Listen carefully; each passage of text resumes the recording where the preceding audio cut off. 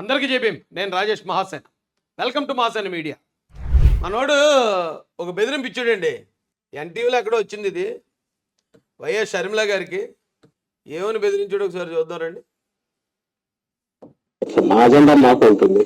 ఆ పార్టీ తరఫున ఏమి ప్రాతినిధ్యం అందరూ వివేకానంద రెడ్డి గారు ఉన్నారు. కాంగ్రెస్ తరఫున చూశారు.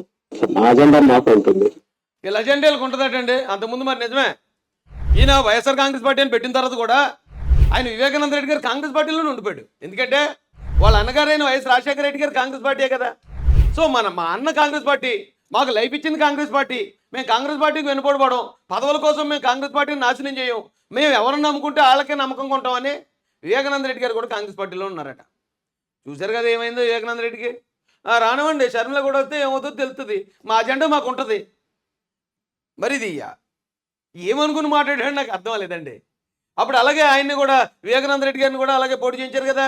చూశారు కదా ఆయనకి ఏం జరిగిందో. అంటే ఏంటండి దాని అర్థం? మళ్ళీ అనమాట. ఏంటి దాని అర్థం ఏంటి అంటే వివేకానంద రెడ్డి గారిని పంపించిన దగ్గరికి షర్మిలమ్మను కూడా పంపించేద్దాను అంటున్నారా? ఇంత పబ్లిక్ వాళ్ళు బెదిరిన్నారు కాబట్టి పాపం ఆవిడ ఇప్పటిదాకా ఆంధ్రలో అడుగుపెట్టాను కూడా భయపడింది. ఈరోజు వచ్చి చంద్రబాబు నాయుడు గారు తీసుకెళ్లి కాంగ్రెస్ పార్టీలో చేర్చారు, లేదా ఆవిడ వెళ్ళి కాంగ్రెస్ పార్టీలో చేరి అన్నకు మోసం చేసింది అంటున్నారు. మరి గెలిచిన వెంటనే ఆవిడ అంత కష్టపడిన ఆవిడకి ఒక పదవి ఎందుకు ఇవ్వలేదు? పదవి వద్దు జగన్మోహన్ రెడ్డి మీ చెల్లికి అని చెప్పి అది చంద్రబాబు నాయుడు గారు చెప్పారా జగన్కి? లేదా ఆవిడకి ఆస్తి పంచలేదు జగన్మోహన్ రెడ్డి గారు. జగన్మోహన్ రెడ్డి మీ చెల్లికి నువ్వు ఆస్తి పంచకని అది కూడా చంద్రబాబు నాయుడు గారు చెప్పారా? ఆ బావగారిని లేకపోతే షర్మిలమ్మని ఇజ్రాయెల్ వెళ్ళినప్పుడు, అంటే వాళ్ళు గెలిచిన ఇజ్రాయెల్ వెళ్ళారు. ఇజ్రాయెల్లోనే నీకు పదవి లేదు, ఆస్తి లేదు, తొక్కలేదు, తోటకూరలేదు, ఆతల పండు అని చెప్పి బెంగళూరులో వదిలేసి నీ చెల్లిని బావని బెంగళూరులో వదిలేసి నువ్వు వెళ్ళిపో తాడేపల్లికి అని చెప్పి కూడా చంద్రబాబు గారే అన్నారా?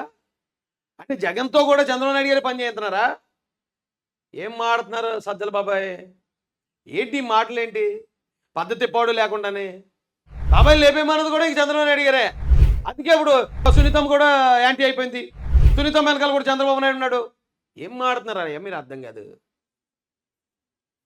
ఇప్పుడు చూడండి ఎంత పబ్లిక్గా మాడుతున్నాడు అన్న. మరి